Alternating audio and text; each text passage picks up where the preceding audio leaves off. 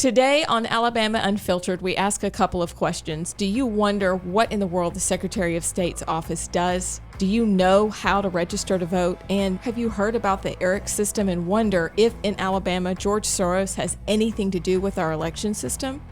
You don't want to miss out.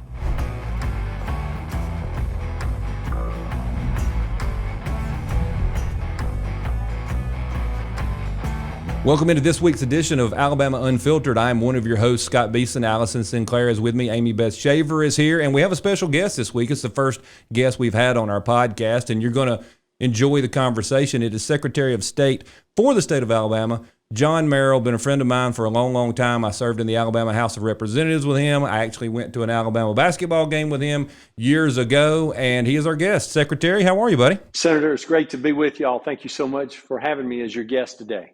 Well, I know that there are a lot of questions that people want to know about. One being is, and I understand politically connected people get this, John, but what exactly does the Secretary of State do? I mean, when we watch TV, we see Hillary Clinton being the Secretary of State, which means she gets to mash the little red reset button with Russia and sell our uranium to the Russians and that kind of stuff. But you don't do that in the state of Alabama. What does the Secretary of State do here? No, actually, that's a great question, Senator, because there's so many people in our state that really don't know what the Office of the Secretary of State is all about. But the Office of the Secretary of State of Alabama is the oldest office in the history of the state.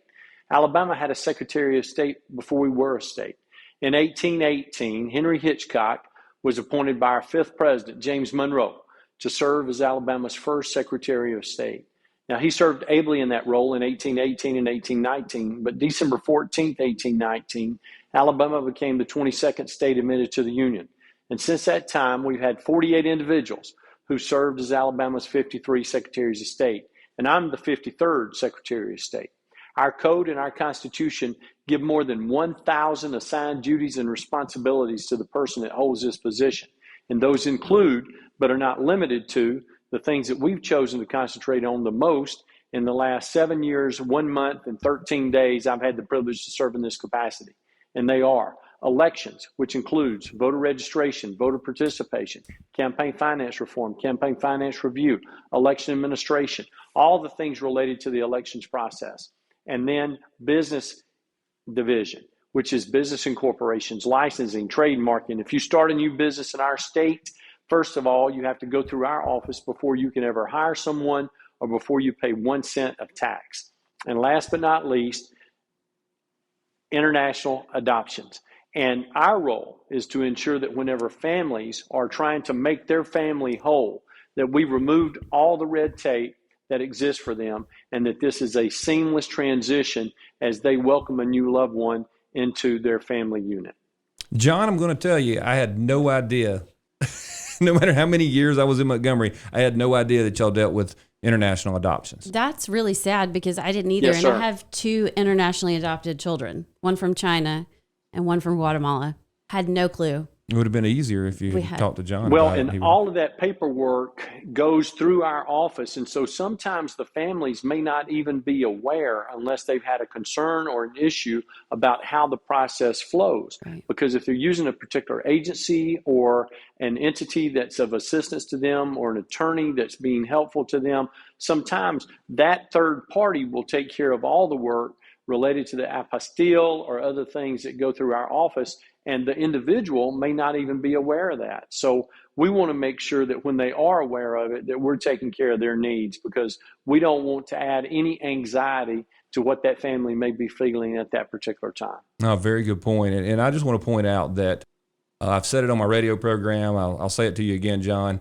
I think you've done a very, very good job at streamlining that office, making that office actually function as well as a bureaucratic office can. And, you deserve a lot of kudos for improving it, because I've had to work with the Secretary of State's office for a number of different things through the years, and they were responsive even if they didn't know I was in the legislature or whatever. So he has made some improvements there and deserves a lot of credit. But I know a lot of the questions for the Secretary of State, John, recently have to do with elections, et cetera, lots of controversy, looking at what has happened in different states across the country.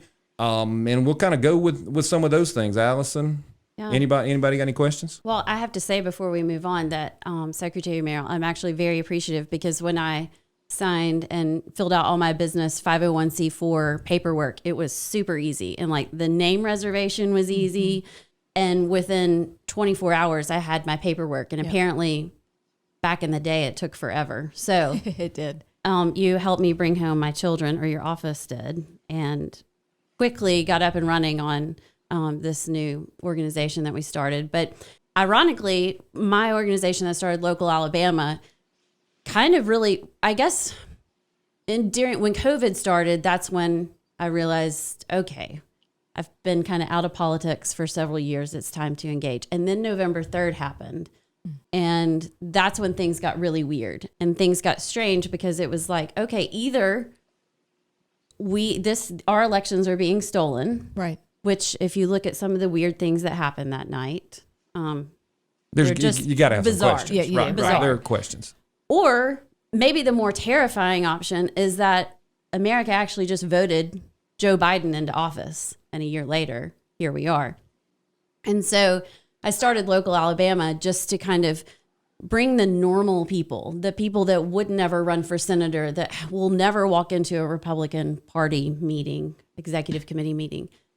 But they wanted to do something because we've slowly watched America kind of slip away. And not only America, but our local schools in Alabama. Mm-hmm.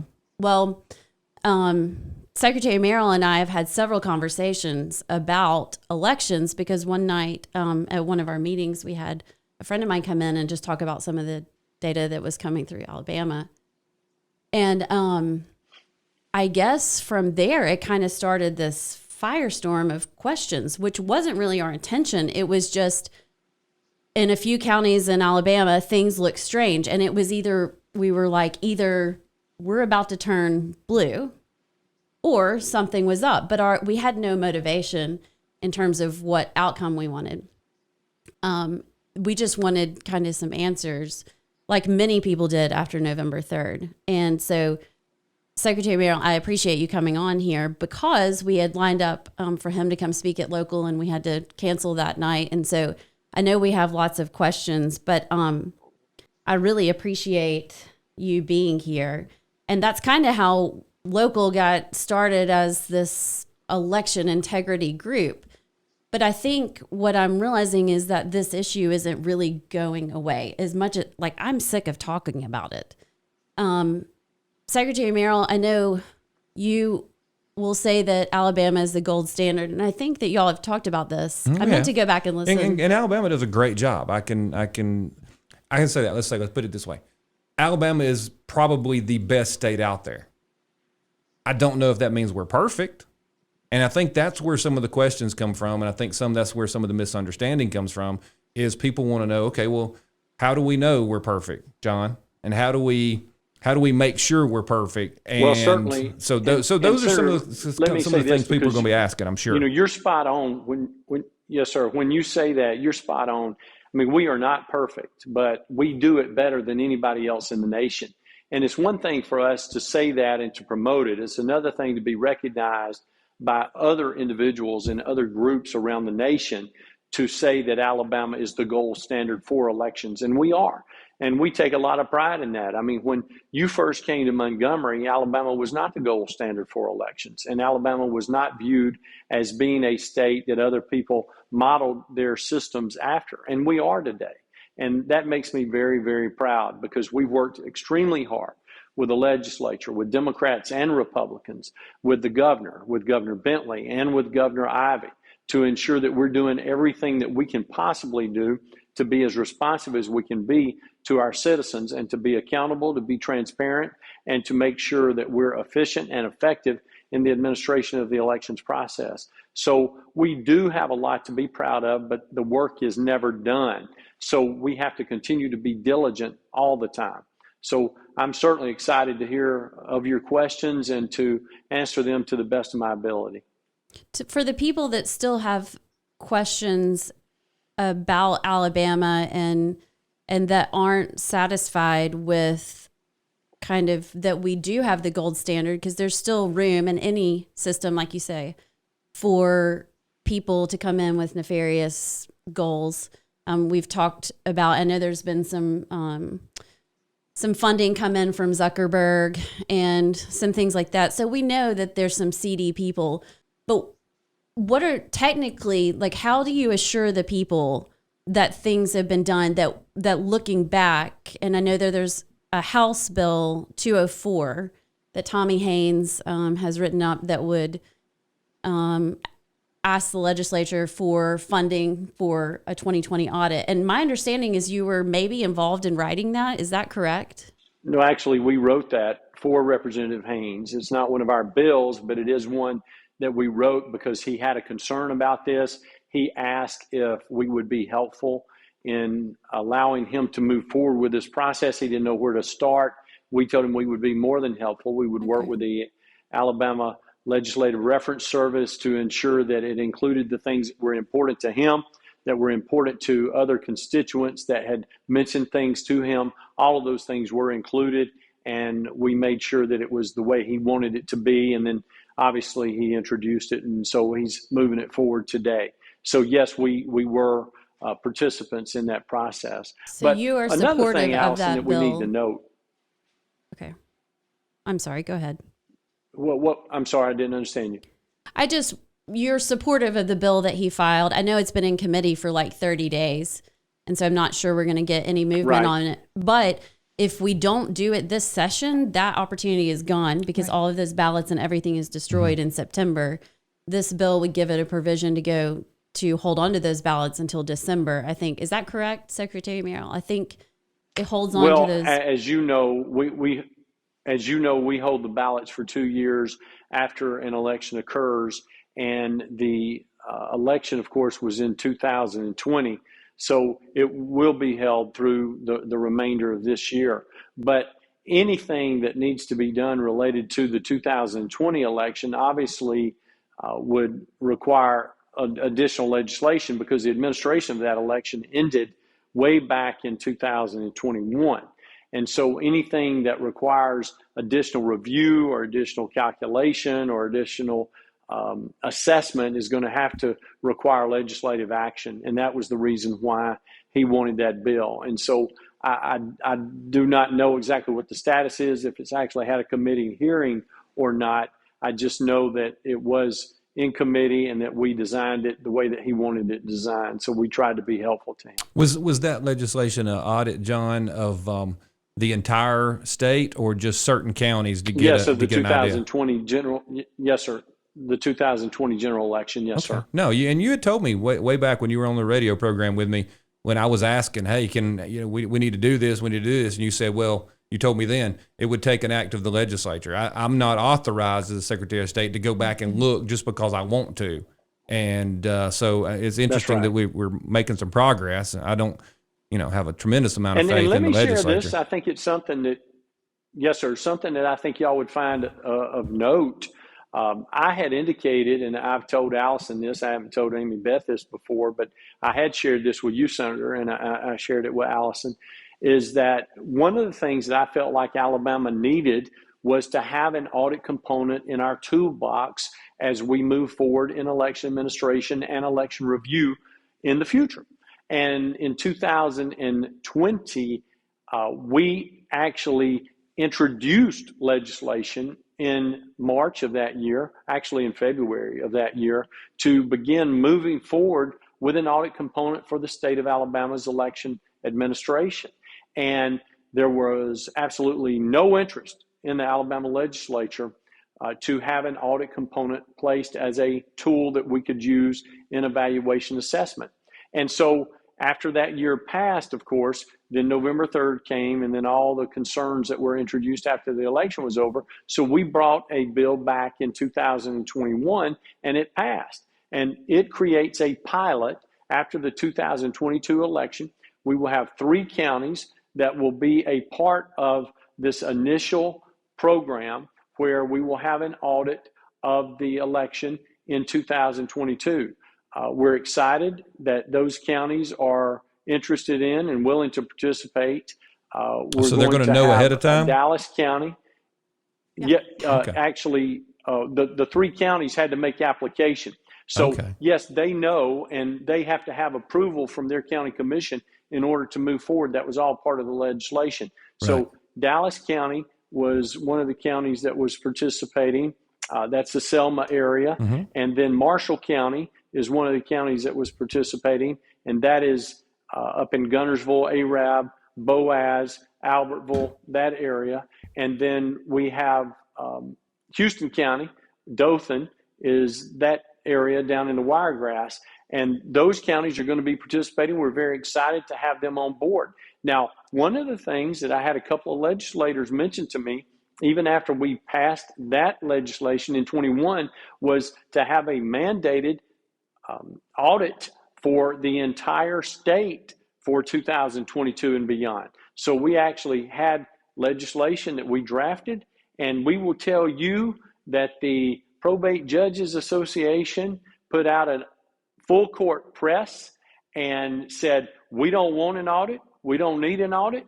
We don't want to participate in this audit operation. Now, Of course they my don't. original plan was that when we had the audit component in the pilot project that's scheduled for 2022, that we'll have the report done before I leave office in January 23, that at that point, we'd be able to share that report with the legislature, and then those members of the legislature from 2022 until 2026 could determine whether or not they thought that was something that needed to be done. But as I said, some legislators said, we need to have an audit component. Let's go ahead and put it in place now. But the probate judges fought it like you would think we were taking their firstborn from them. Why do you think that it may is? not be as easy for the, well, I have absolutely no idea, because this is the way I see it, Allison. If you don't have anything to hide, That's if what, you that's don't what I was have going to say. any, oh, was that Amy Beth? No, it's Allison. Whichever one of y'all it was, I wasn't looking at the screen. Right. But I will tell you that if you don't have anything to hide and you are fully transparent and accountable, why don't you want anybody to just look at your work? I mean, because to me, it doesn't make any sense. But legally, we have to have this component in place in order to make sure that we can advance that as an agenda item. And so there's going to have to be some pressure placed on those probate judges in order to move that forward. Now, what is a benefit to that? A benefit is that those probate judges are going to be up for election in 2024. So if you go and talk to a probate judge and they say, we're not for a risk limiting audit, we're not for a full scale audit, we're not for whatever the legislation says, then those people from local Alabama and from other groups around the state of Alabama can say, well, we'll see how interested you are when your opponent is for this, and when we're supporting your opponent because you're not for fair, free, and open elections that are accountable and transparent. So I think that's what you have to do, is you have to be as basic as you can be with those individuals and say, look, you're either going to have an audit or we're going to get somebody in your seat that wants an audit. I think that's well said, John. I mean, I'm surprised that hasn't made more news, but we don't have real news agencies out there anymore, except for 1819 and the things That's we're right. doing here. I mean, the old newspapers, they don't want audits. They don't want anybody to know. They like picking who they want to pick. And John, I've talked to you before about some of these things, and I know Allison and Amy Beth have a bunch of questions, and we're going to really get to them.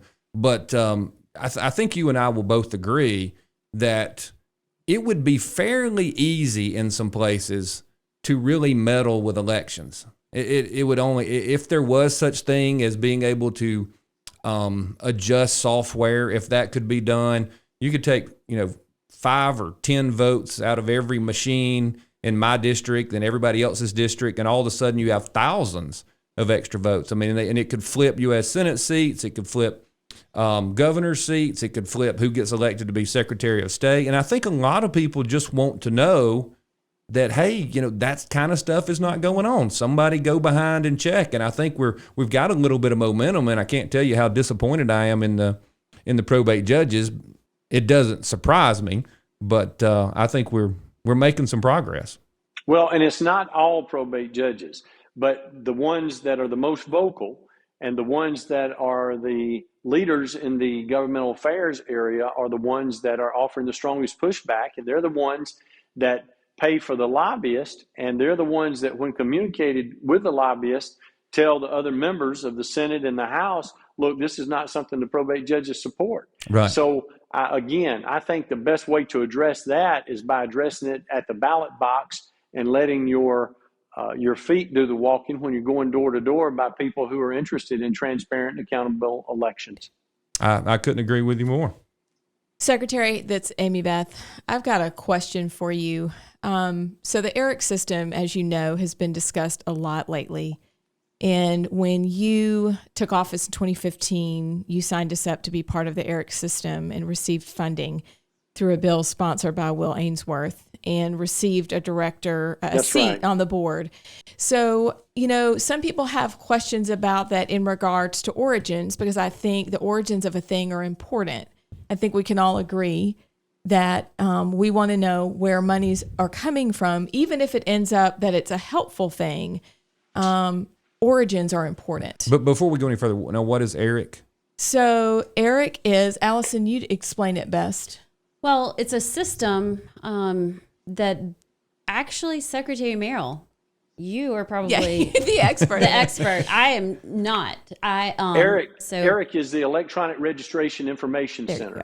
And ERIC was conceived of after another program had been started a few years earlier. And Scott, Chris Kobach. He's a friend of yours. He's a friend of mine.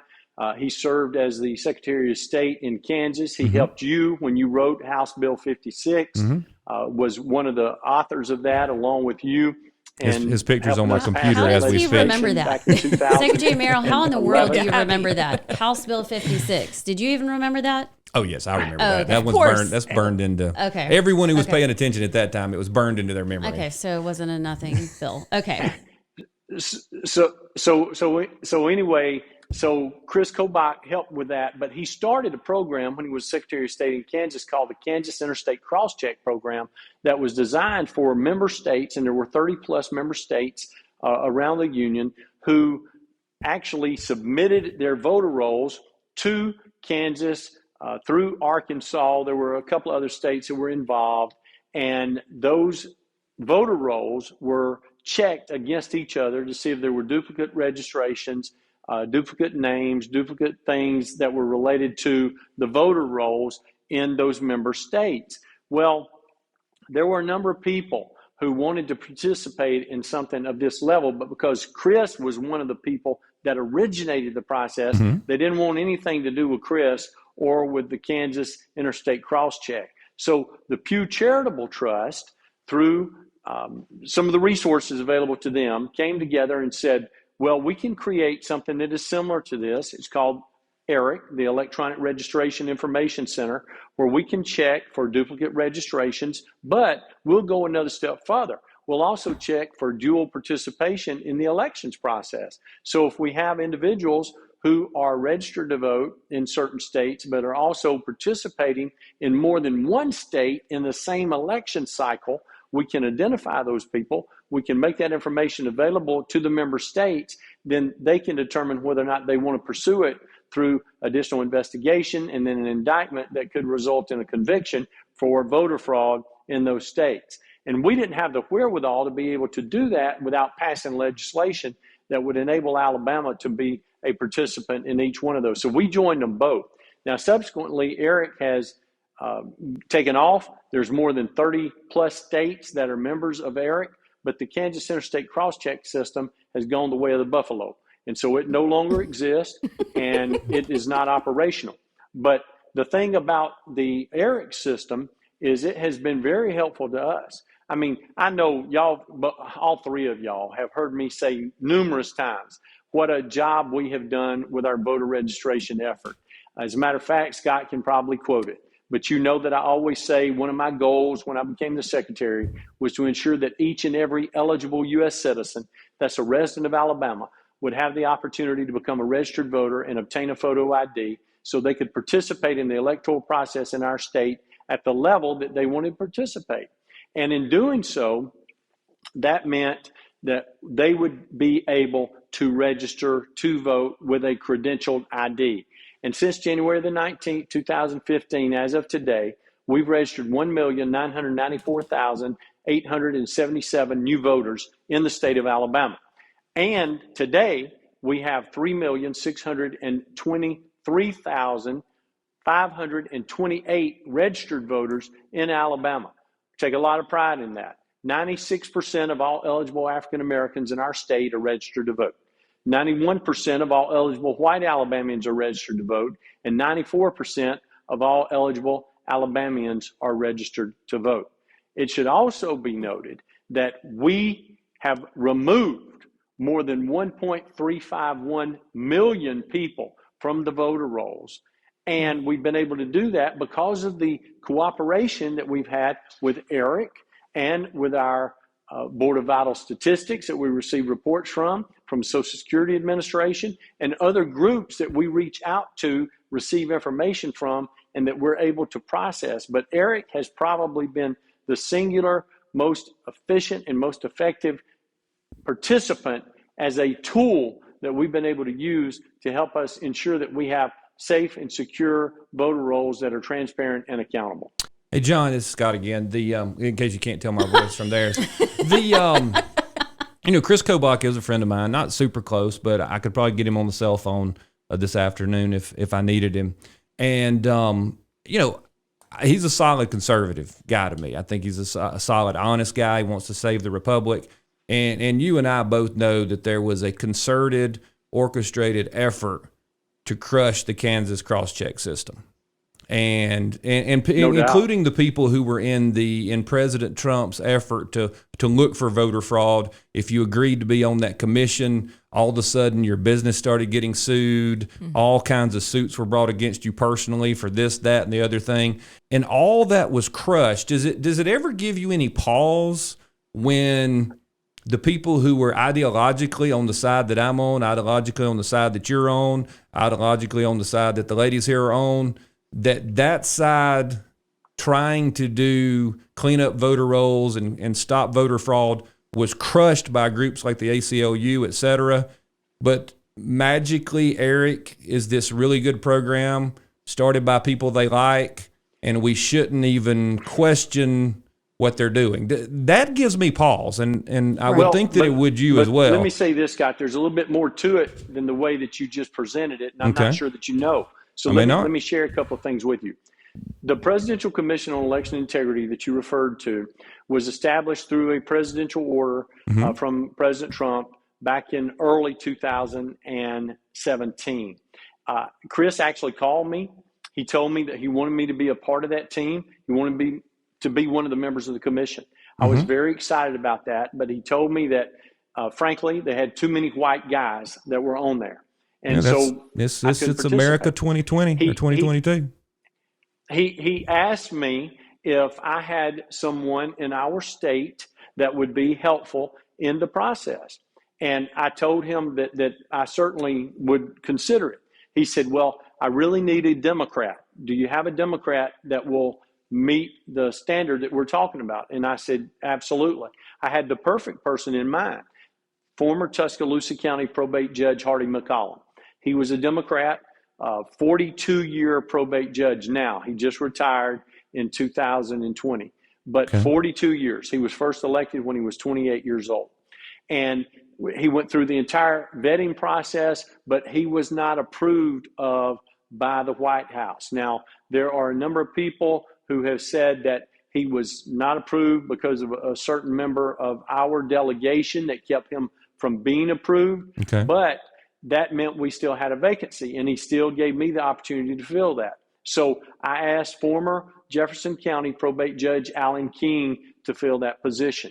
That was a mistake on my part, because Judge King told me that he would be open to information that was being shared. He would be open to the process. He would evaluate things fairly, and he would be objective. And he was none of those things. And it was very disappointing and discouraging to me. You should have called me about that, John. I could have told you that. There are a number of folks that I could have asked to do that.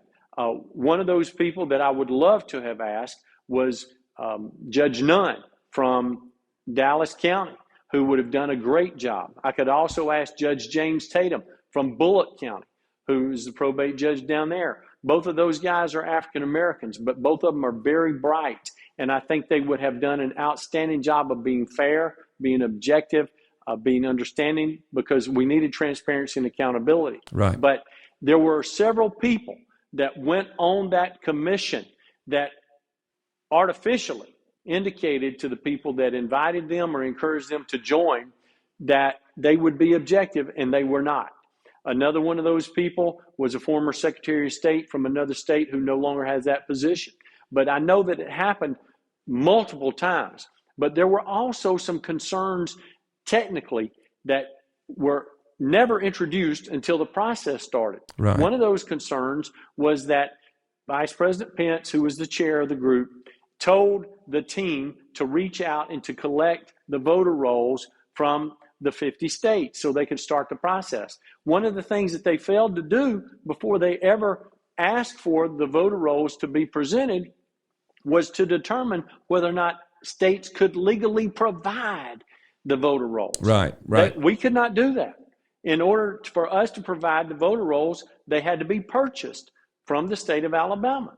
And that's something that people feel is unfortunate, but it's something that by law is required. Right. And so in the instance that I gave y'all a few minutes ago, in our state, it would cost $36,237.88 in order for those people to gain access to our records. Now, the other thing that you need to know is that some states just said, we're just not going to participate, because they did not want the Republicans, and they felt like this was a Republican group because President Trump had actually commissioned it.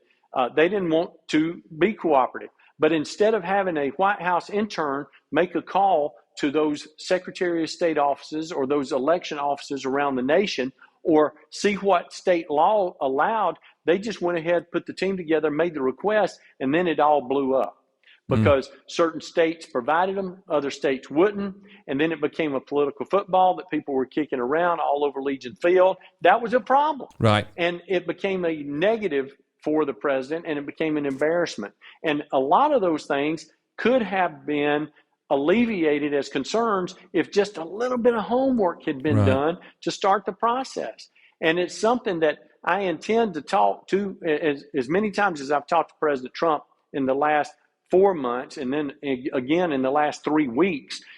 It's something that I want to talk to him about when we get into some policy issues that we're talking about, because currently we're working on some things nationally, but I want to make sure that he understands how some of those things happen, instead of there just being a nefarious intent to destroy whatever he was a part of. Right. It was just poor planning and poor execution. Well, and also, to be fair, it wouldn't matter if y'all had done, or they had done everything correctly. Some of those states don't want anyone looking at their voter rolls. Still probably wouldn't have participated. Right. But that's not the point. Well, you didn't have Scott, to give them because fodder. Then, I got you. When you realize what you're walking into, what you could have done is you could have said, okay, this is what we're going to do. This is what we're going to focus on. And then you could have gotten to the point where you could have embarrassed those states that didn't participate if they had the ability to. Instead of it looking like, okay, this is a new president coming in here with an agenda. This is a Democratic opposition. We're standing up and we're pushing back against them.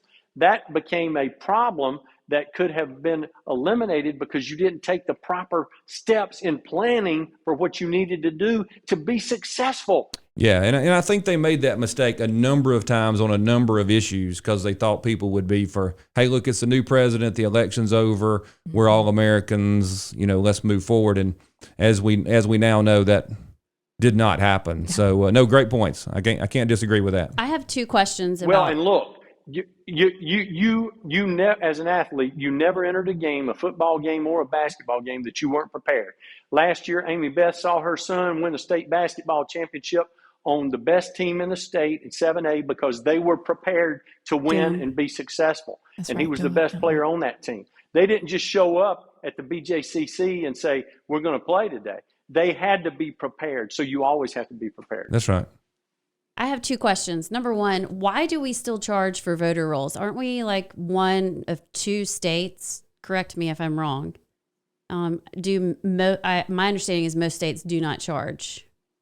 I know a lot of states don't charge, Allison, but I'll say this. If the voter rolls need to be made free to anyone that would like to have access to the voter rolls, I'm all for it. All it takes is legislative action. Otherwise, we'll continue to charge a penny a name. Yeah, I'm not sure I want everything to be free.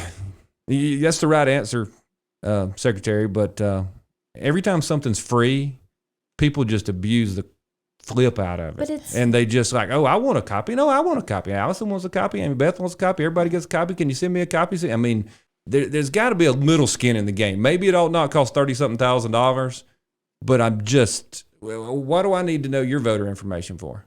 I'm just being the devil's advocate here. Why do I need to know who all on my street is if I'm not willing to pay $2? If you enjoy those spam calls you get today, just wait until you make the voter rolls for free and roll tide. That's true. Okay, here's my next question. What happens if I leave Alabama and don't unregister, and I move to one of the 19 states that doesn't have the ERIC system?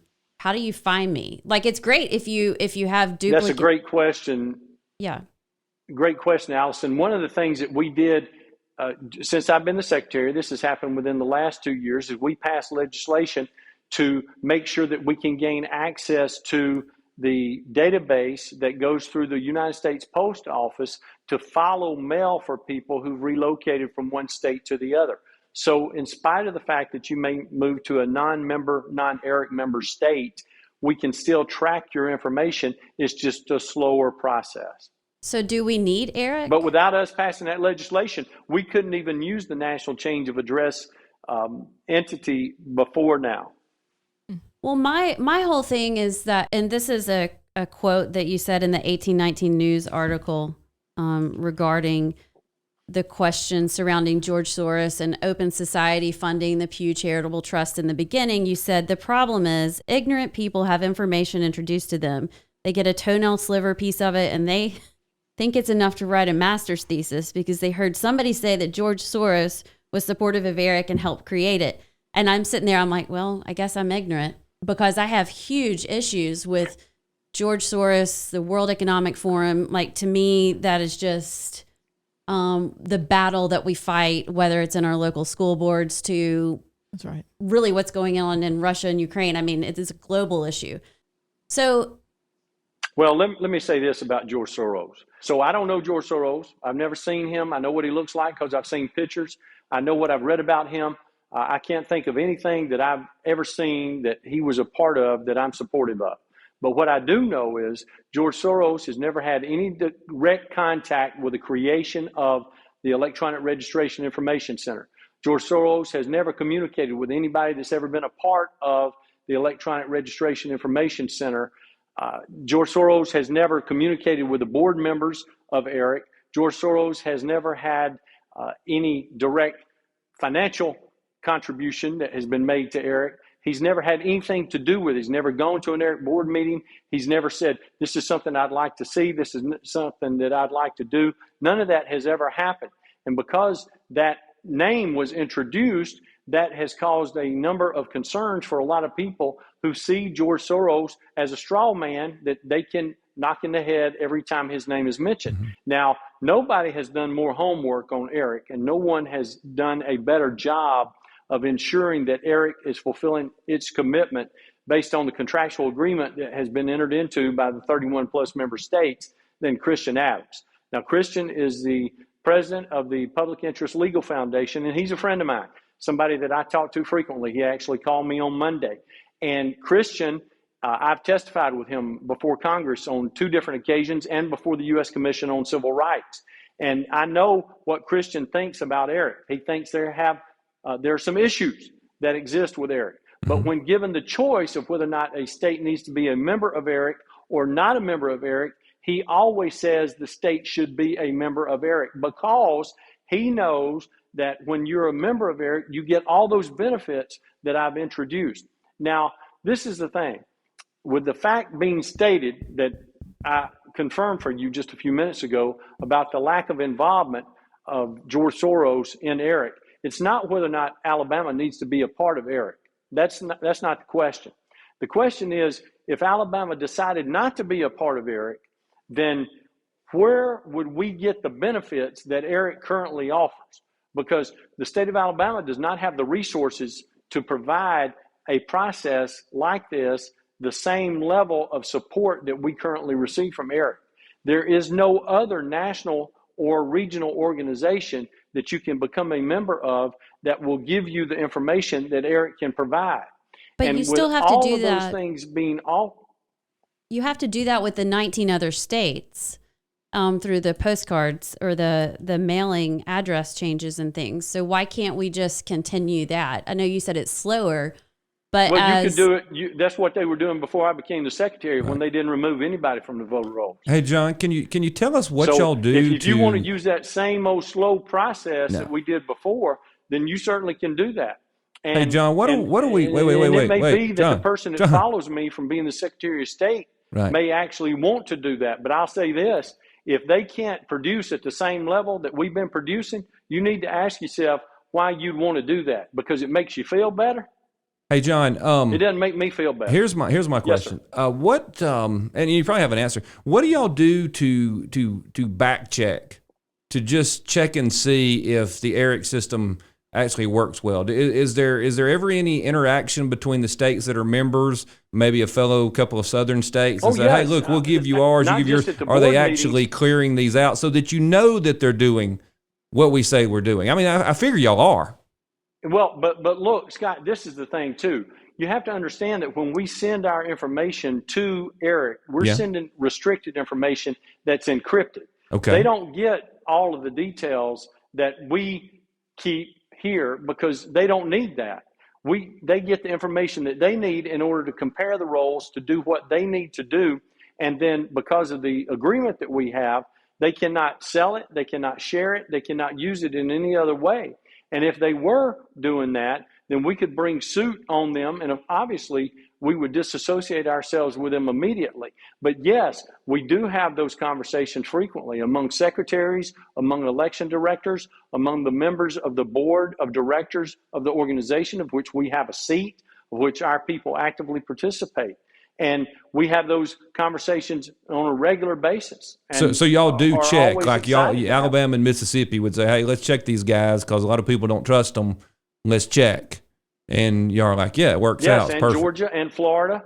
And I will tell you, the only state that surrounds us that is not currently a member is Tennessee. And Trey Hargett, who is the Secretary of State there, and the person that followed me as the national president for the Republican Secretaries of State, has tried to get his legislature to pass legislation to enable them to join ERIC on multiple occasions, and they have always declined. Why did they decline? Well, it's just another reason Tennessee's behind us and something else. I grew up in Tennessee. Those are fighting words. So you're telling me y'all do check, like an Alabama and a Mississippi compare their data to say, okay, what ERIC has given us is accurate. That occurs. Absolutely. And what it has enabled us to do is it has enabled us to identify people who are voting in more than one election in the same cycle, in one state and then another. We had people that were identified from some of the Midwestern states that were owners of property in Gulf Shores and Orange Beach. And we found out that they were voting in their elections during the same election cycle and then coming and voting in the municipal contest and special property tax contest in Baldwin County in those elections. And yet we didn't have a mechanism in place to pursue an indictment on those individuals. So subsequently, we have passed legislation that allows us to do that now. So do you think it's even from a public relations, I know you're supportive of the system of ERIC, obviously, but from a PR standpoint with the people of Alabama, the next Secretary of State, do you think it's a good idea for them to stay in the system? Because there are a lot, I mean, you say George Soros isn't involved, but would you also say that Open Society did not donate to Pew Charitable Trust? I mean, to me, you're talking about the money and how it flows. That's kind of a shell game, how it works in PACs, in elections and things. Open Society gave to Pew Charitable Trust. Well, not anymore, thanks to Senator Beeson and me in 2010. But Way to that's go. one of the Is things this that House has Bill to be done. 56? Oh, no, that's a different. Okay. House Bill 56 was illegal immigration. Oh, we're going to have to, I'm Yeah, going to and have that to hear was that in story someday. 2011. This was in 2010 in the special election that we had that enabled us to stop pack-to-pack transfer bans. But look, this is the thing. It's just like Allison, and I know there are multiple groups that contribute to the Pew Charitable Trust. There are multiple individuals that participate in contributing to the Pew Charitable Trust. All of those people are not good people. All of those people are not people that I share a philosophy with or that you share a philosophy with. But I'm concerned about the greater good and what comes from the entity that has been created, which is no longer a part of the Pew Charitable Trust and has not been for several years, but what helped start this organization and get us where we are today.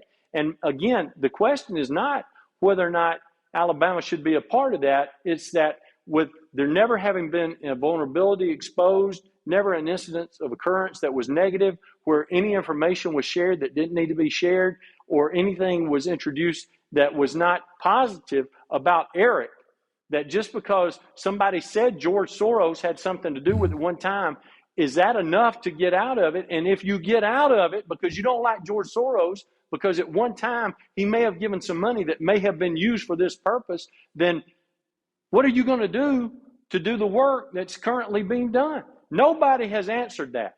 Well, you West can't go Allen to surely hasn't the answered Kansas that. He system doesn't even because the know ACLU how the helped shut them process down. works. So it's weird. Hey, let me ask you this last thing, Secretary. The states that did not want to participate in Donald Trump's effort to look at voter fraud, are they members of ERIC? Some of them are, because there were Democratic and Republican states that did not help President Trump on the Presidential Commission on Election Integrity. Yeah, no, that's fair. I mean, it wasn't a big question. That's just something that popped in my head. So, ladies, do y'all have anything else? Because I know we're going to. I mean, I have kind of two other things that we could talk about, but I don't want to make Secretary Merrill late for a basketball game. That's true. How much time do you got, Secretary? 10 minutes, 5 minutes? Oh, hey, very good. He's just here All for right, us. let's get the ladies' questions in. I have a very simple question because I know people are tuning in and they're saying, wait a minute, maybe they're embarrassed to say it out loud because obviously we've registered a lot of people to vote. Okay. But could you, Secretary, walk us through the voter registration process for somebody who is, we may have some people in my family that are turning 18 and others that are turning 21. So they're excited that they finally get to vote. What does that look like for them? Or somebody that's just moving in, and I've had a lot of girls in our age group that have said, I've never registered to vote. I don't even know how to do it. Could you walk them through that process? Well, certainly. You have to complete an application to become a registered voter in the state of Alabama. And you can do that through the old paper form that's been used for many, many years. You complete that application, you submit a copy of your valid photo identification, and then if you meet all the standards, once your information has been checked and confirmed by our 201 registrars in our 67 counties, then at that point, you will be added to the voter rolls. Now, until your information has been validated and it's been confirmed that you meet the standard to be a citizen that lives in our state that can be added to the voter rolls, then at that point, you're held in a queue until you are confirmed. But then when you're confirmed, we want you to be a part of the process and we want you to participate in the process. But we've also made it easier so you can actually do that by using the mobile app at Vote for Alabama. If you've got a valid Alabama driver's license, we know whether or not you're a U.S. citizen, and we know whether or not you're a resident of this state, and we know if you meet the other standards. And then it's easier to check against whether or not you have been convicted of a disqualifying felony and you're not able to vote. Same thing if you use alabamavotes.gov on the computer. And then at that point, you can move forward and be added to the voter rolls if you met the other standards. Okay. So I actually printed out the voter registration form because I was so curious. I did it a long time ago. And at the top, it says ID requested. You may send with this application a copy of a valid photo identification. You will be required to present photo identification when you vote at the polling place unless exempt by law. Okay. And then you go on down and you can enter in your driver's license number or your last four of your social security number. Or there's a box that says, I do not have an Alabama driver's license or a non-driver ID or a social security number. So you can check that box.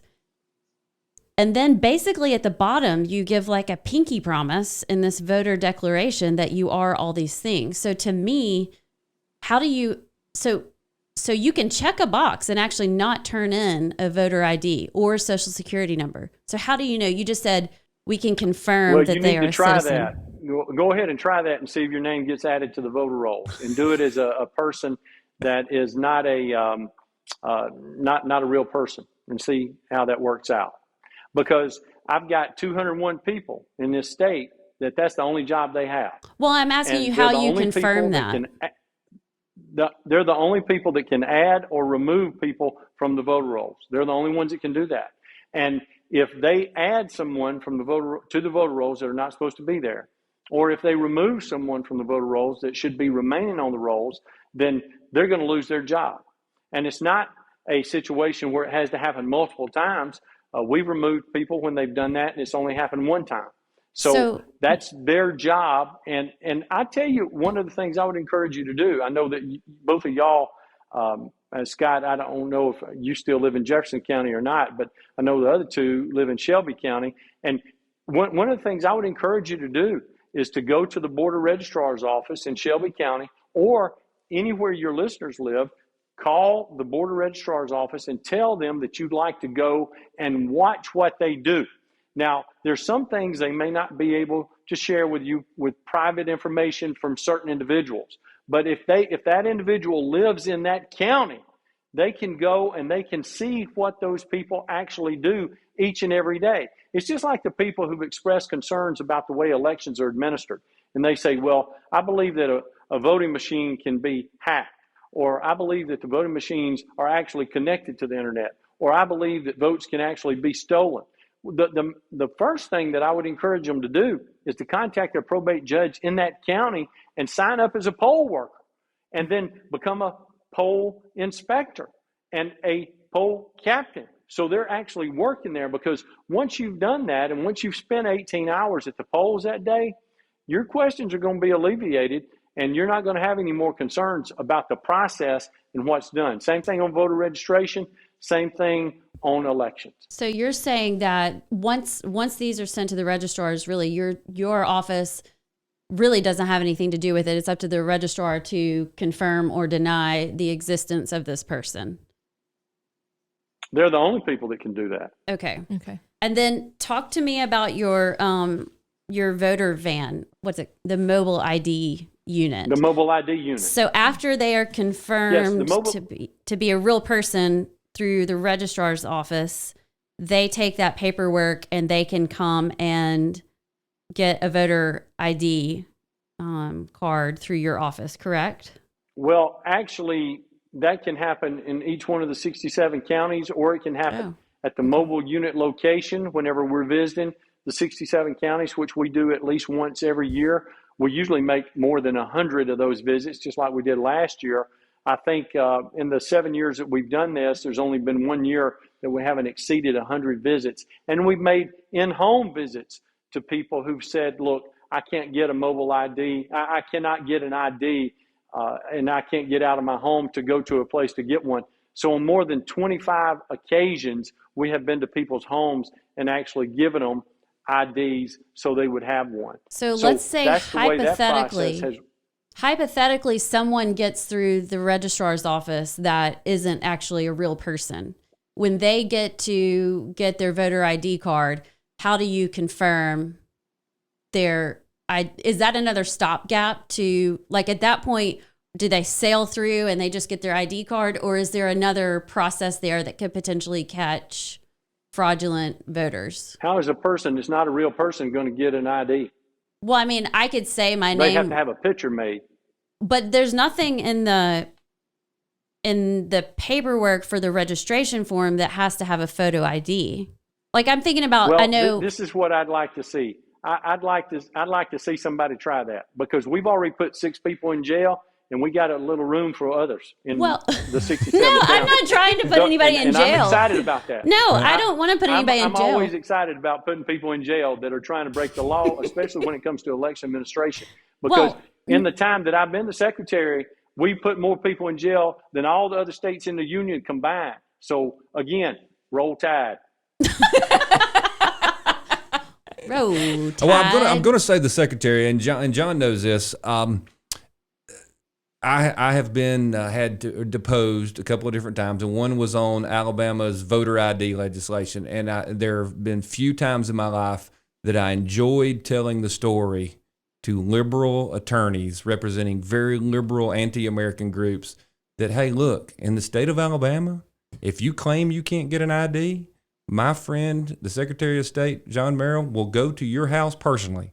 So please don't tell me how it can't happen. And that was incredibly And I exciting. bet they get his cell phone number too, because Secretary Merrill, you give out your cell phone number. You probably get calls at all hours of the night. But I do think that's something that's refreshing, is because most of our politicians are not very they're not at all. accessible at all. Right. No. So, Are there any other questions for the Secretary of State? oh, I could go on all day. I do We want to can know. call him on his hold cell phone. Oh, I could, but I do want to know, Secretary Merrill, what happened? So I went to a few of the voter fraud task. It's such a long name. Voter Fraud Task Reform Committee. Oh, yes. How did that end up? And when you then came to have we some of our filed the meetings- bill? Yes, actually, the bill, Kim, what is the number of that bill? Well, see if you can find out the number of that bill. Sam Gavan is actually carrying that bill for us in the Senate. We started it in the Senate. There was a delay. Senator Singleton and I were still trying to get together. He had some questions that we were able to successfully answer, but that bill has been filed and it's already cleared to committee. It cleared to committee yesterday with Democratic support, 100%. And so now we're looking for that bill to be added to the calendar at some point in the near future. We want to pass it through the Senate first. It's in the same form as the last time that you saw it, Allison, and we're very excited about it because, as you know, we had as many Democrats on that committee as we did Republicans. We had special interest groups from the Southern Poverty Law Center and the ACLU to the Eagle Forum to the Alabama Policy Institute. We had a lot of people that had diametrically opposed views that participated in that process to make sure that everyone's voice was heard before it ever got to the legislature. But we wanted to ensure that people were going to be punished for voter fraud, and not necessarily just putting them in jail, but having them lose the right to hold office, have them lose the right to run for office, have them lose the right to serve on boards and commissions, have them lose the right to work at the polls, have them lose the right to serve in any capacity that would be a contributor to our society. Except we could not remove their right to vote because we're in the middle of litigation right now on our crimes of moral turpitude that we passed back in 2017, and the Attorney General's office is defending us right now up to the Supreme Court about that legislation. So we could not create this as a crime of moral turpitude, even though Democrats and Republicans all agreed that that's what we needed to do, but we weren't able to do that. That was the only thing we wanted to get out of that we haven't been able to do. I have one more question. Amy Beth, you have another question? No, go ahead. No, we'll trade. Well, you have one more. I have one more. Well, you have a voting question. I just want to know what Secretary sees in his future. Oh, that was my question too. Okay. That's what she said. So what do you see? Same brain. You begin to work together and you begin to think alike. But okay. So what do you see in your future? 239. Yes, that bill is SB 249 by Senator Sam Gavan, if y'all want to check it out on Allison. Okay. Now, when you ask the question about what do I see in the future, are you talking about John Merrill's future? Yes, and John Merrill's future. If you're looking at a crystal ball. Wait, I have to ask. Secretary Merrill, I got a Christmas card from you that said from Merrill for U.S. Senate. And I was really confused. Yes. He recycled. Well, you may not have known that at one time I was running for the United States Senate, and then I withdrew from the Senate campaign because Senator Sessions got back in that campaign, and I withdrew, but I still had money in the account. So I was able to spend those resources for that purpose because that is a permissible expense. So we all got Christmas cards. I didn't mean to confuse you. Yeah, I just wanted you to know that I was bringing greetings to you from my family. Merry Christmas. Which was so nice. I didn't get a card. I don't know. I got on this You're list. A special person. But I was really confused because I thought maybe it was like his announcement. Like, we know he likes you better. That's well, fine. obviously I didn't qualify. So what do you see? Do you'll be done soon, and the office is now a well-oiled machine. January of 2023. Yes. And this is the thing. I can't tell you today what I'm going to do. I can tell you that I want to be in a position to be able to be supportive of the leaders in our state, to be able to be a contributor, to be impactful, to let people know that I'm supportive of trying to make Alabama be all it can be. I don't know if that'll ever be in an elective capacity or not, if I'll ever run for office again. I don't know if it'll be in the field of education. I don't know if it'll be in government service. I don't know if it'll be in advocacy, like as a lobbyist or something of that nature. I know that I've had a number of people reach out to me and say, we'd like to talk to you about this to see if this is something that you would like to consider. President Trump mentioned to me that he would like to talk to me about the possibility of working for him. It's a conversation that I want to have, but I just have to wait and see what the options are and then try to make a good choice to ensure that I'm being in a position where I can be the most impactful and do the most good for the people of our state and the people of our nation. I guess that means, though, that you're not riding off into the sunset of retirement. John Merrill is here to stay. No, in some capacity. I hope I look young enough that I don't look like I'm trying to retire. Politics is exhausting, and and I wouldn't blame you if you did. So, well, thank you so much. Yeah, I really am so appreciative. Hey, John, how old are you now? You don't. You can ask. You can ask men that. Men don't care. I mean, we could when I get up in the Google morning, it. I do 191 push-ups and 191 sit-ups every morning when I get out of bed. It's first thing. So this whole time I thought you were being honest during the show. Now you lie. Look, tomorrow I want you to do 192 just to throw off your numbers game. No. I add 5 every year. I don't add them a month. So or a day. God. I add them every year. Okay. I started back in 1988. Tomorrow I'm going to work. I'm going to wake up. I'm going to do somewhere between 1 and 9 push-ups. That's before Amy Beth was winning Miss Alabama and Miss America pageants, and she was just winning Little Miss Shelby County pageant. Little Miss Shelby County. Were you really Little Miss Shelby County? No, I was not. No. It was Little Miss Tusa County. No, Little Miss New Jersey. Pennsylvania. Pennsylvania, sorry. But not that, because I came here as a little tiny. Secretary of State John Merrill has been our guest. John, we appreciate you being on. Thank you for your time. Thank y'all for having me as your guest. Call me anytime. You got it. Roll Tide. Oh, Roll Tide. I can't Roll say Tide, that. brother. Thank you.